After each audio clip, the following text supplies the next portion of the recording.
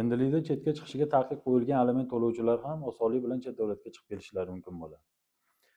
Bu bo'yicha sohaga oid qarorga, ya'ni Bosh prokuratura, Ichki ishlar vazirligi hamda Davlat xavfsizligi xizmati tomonidan 2019-yilda qabul qilingan qarorga qo'shimcha o'zgartirish kiritish bo'yicha hujjat o'tgan noyabr oyida 26 noyabr kunida Adliya vazirligi tomonidan davlat ro'yxatidan o'tkazildi. Unga ko'ra, endilikda aliment to'lovchilar sug'urta polisini ilova qilgan holda kiritgan iltimoslariga ko'ra davlat ijrochisi, Majburiy ijro byurosining davlat ijrochisi tomonidan unga qo'yilgan cheklovni amal qilishi vaqtincha to'xtatib turiladigan bo'ldi. Bu nimani bildiradi?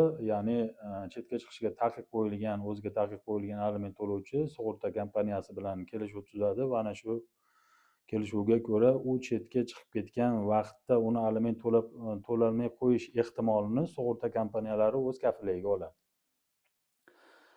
Ana ular sug'urta kompaniyasi bilan tuzilgan kelishuvga ko'ra sug'urta polisini olib, u Majburiy ijro byurosiga murojaat qilib iltimosnoma kiritadi va davlat ijrochisi unga qo'yilgan cheklovni oddiy til bilan aytganda olib tashlaydi.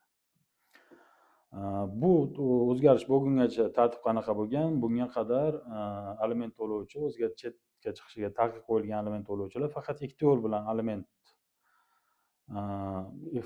yo'l bilan chetga chiqishi mumkin bo'lgan. Buni birinchisi aliment undirayotgan shaxs, ya'ni uni turmush o'rtog'i, sobiq turmush o'rtog'i o'zini yozma roziligi bilan aliment to'lovchining chetga chiqishiga qarzdorligi bo'lsa ham chetga chiqishiga ruxsat bergan bo'lsa. Ikkinchi variant, aliment to'lovchi voyaga yetmagan farzandlari uchun kelgusidagi 5 yillik alimentni oldindan to'lash sharti bilan chetga chiqishi mumkin bo'lgan. Ana endi mana bu o'zgarishdan keyin uni 3-variant sifatida kirib kelyaptiki, ana shu sug'urta polisini ilova qilgan holda kiritgan iltimosiga ko'ra davlat ijrochisi unga qo'yilgan cheklovni olib tashlaydi. Demak, aliment to'lovchini qarzdorlik bo'lgan taqdirda ham, demak, chet davlatga chiqib kelish ehtimoli yanada osonlashdi.